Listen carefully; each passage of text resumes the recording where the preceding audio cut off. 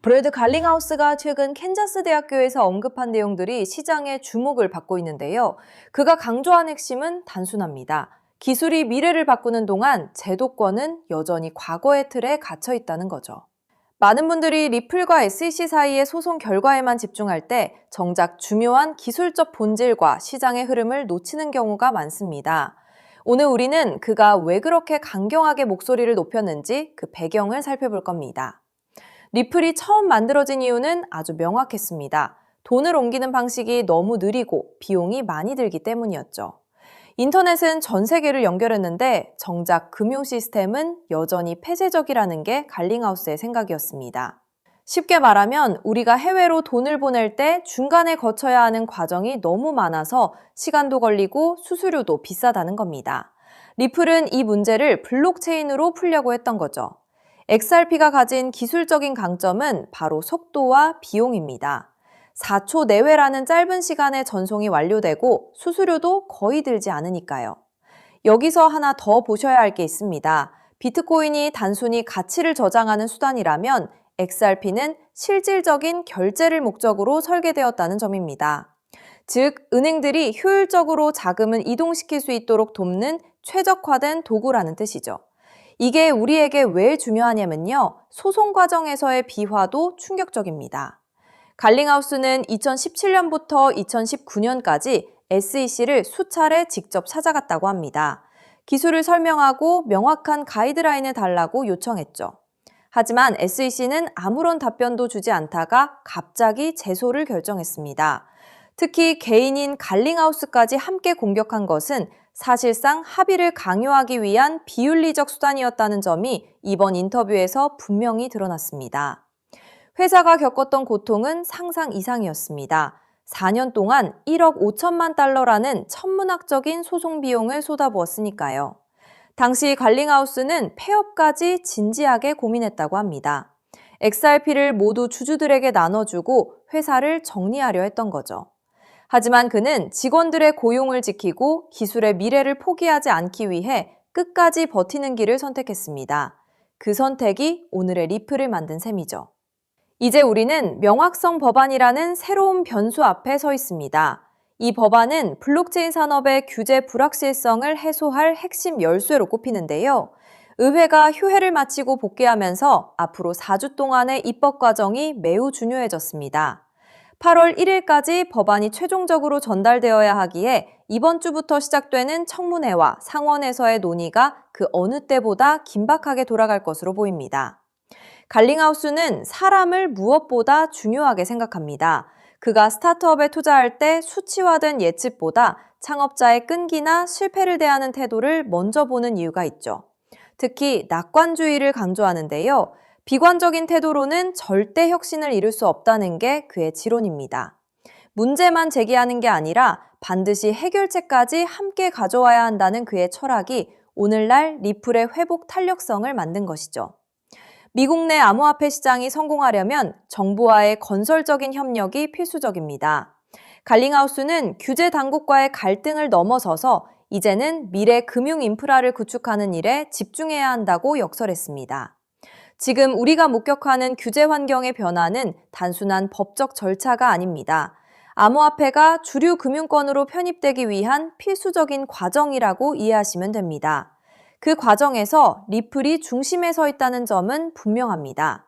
앞으로의 시장 변수는 법안 통과 여부뿐만이 아닙니다. 연준의 금리 정책이나 거시경제적 데이터들이 시장에 미칠 영향도 꼼꼼히 따져봐야 하는데요. 블랙록이나 골드만삭스 같은 거대 금융기관들이 왜 이 시장에 관심을 두는지 생각해 본 적 있으신가요? 그들은 이미 블록체인이 가져올 금융혁명의 가치를 정확히 꿰뚫어 보고 있습니다. 우리는 그 흐름을 읽고 준비해야 하는 거죠. 변화의 시기에는 기회를 잡는 사람과 지켜보는 사람으로 나뉘기 마련입니다. 리플이 가진 기술적 가치와 그들이 겪어온 시련을 되짚어보면 지금의 가격은 그저 과정일 뿐이라는 생각이 듭니다. XRP를 묵직하게 모아가면서 아직 시장에서 저평가된 수혜 종목들을 함께 담아두는 전략은 어떨까요? 준비된 사람에게는 분명히 큰 수익으로 돌아올 가능성이 큽니다. 지금의 흔들림에 일희일비하지 마시고 긴 호흡으로 시장을 바라보시기 바랍니다. 여러분, 어느 날 갑자기 전 세계 은행 전산망과 인터넷이 동시에 멈춰버린다면 통장에 찍힌 그 숫자는 과연 안전할까요? 오늘 영상 끝까지 보실 가치가 충분합니다. 제가 차분히 풀어드릴 이 한 가지 흐름이 앞으로 몇 년간 여러분의 자산 그림을 크게 바꿔놓을 수 있으니까요. 먼저 솔직하게 짚어볼게요. 월급만 빼고 오르는 물가, 매달 빠져나가는 대출이자, 막막한 노후까지. 하루 종일 차트를 봐도 궤전은 늘 제자리죠. 평범한 개인 투자자라면 누구나 공감하실 현실입니다. 그런데 바로 지금 이 답답한 상황을 바꿀 큰 흐름이 조용히 만들어지고 있습니다. 구독자님들, 최근 리플 소식들 흥미로우셨죠? 하지만 월가 큰손들이 노리는 진짜 판은 그런 단기 뉴스가 아닙니다.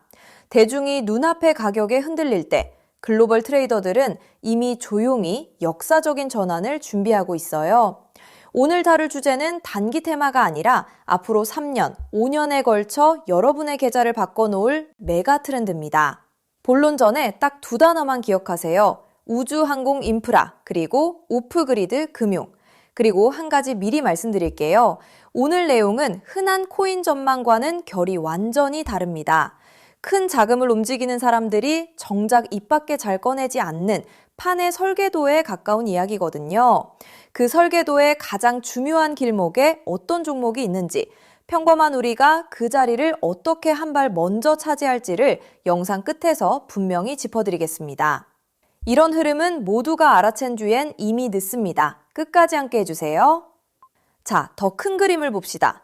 어느 날 전 세계 은행망과 인터넷이 멈춘다면 현금과 신용카드는 물론 비트코인 거래소나 개인 지갑까지 한순간에 먹통이 됩니다.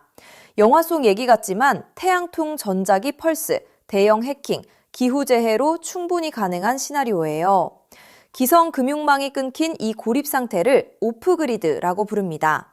평소엔 상상조차 안 하지만 막상 닥치면 내 자산을 지킬 방법이 사라지는 가장 무서운 상황이죠. 그런데 세계 금융을 설계하는 거물들이 이미 이걸 대비하고 있다면 어떨까요? 지상 기지국이 멈춰도 하늘의 저궤도 위성으로 끊기지 않는 금융 시스템을 조용히 구축하고 있다면요. 그 중심에 일론 머스크가 있습니다.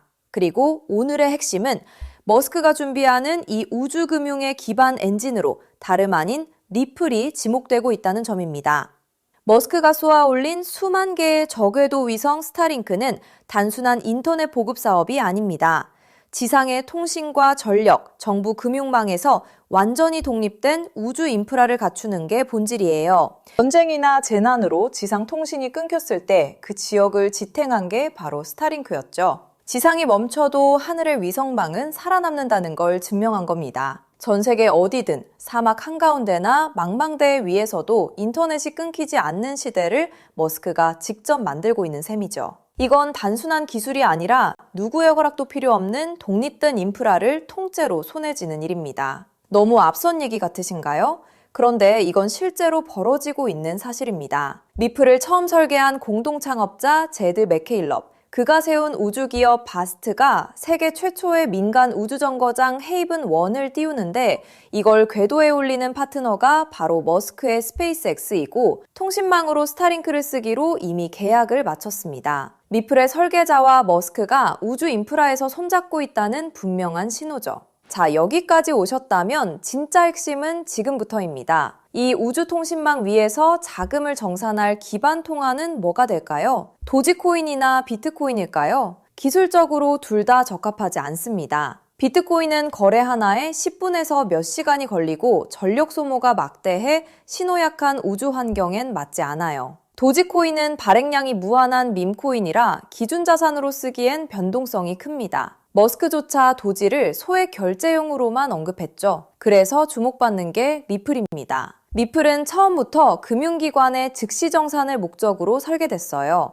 단 3초에서 5초면 정산이 끝나고 무거운 채굴 없이 아주 적은 데이터와 전력으로 안전하게 거래를 처리합니다. 위성이 보내는 가늘고 약한 신호 속에서도 끊김없이 지구 반대편까지 전달되죠. 오프그리드 환경에서 위성망을 타고 흐를 수 있는 가볍고 빠른 브릿지 자산은 현실적으로 리플이 가장 앞서 있습니다. 실제로 글로벌 은행들이 수년간 리플의 결제망을 조용히 테스트해온 이유도 바로 여기에 있습니다. 머스크의 그림은 우주에서 끝나지 않습니다. 그는 트위터를 인수해 금융과 쇼핑, 통신이 결합한 슈퍼앱 X를 만들고 테슬라 자율주행과 로봇 옵티머스까지 엮고 있죠. 이 생태계에선 기계와 기계가 24시간 쉬지 않고 수억 건의 결제를 주고받습니다. 주말에 쉬고 수수료를 떼는 기존 은행으론 감당이 안 되고 즉시 정산할 유동성 허브가 필요하죠. 그 기술을 가장 앞서 가진 곳이 리플사입니다. 실제로 리플사는 전통금융의 핵심인 프라임 브로커리지 히든로드까지 인수하며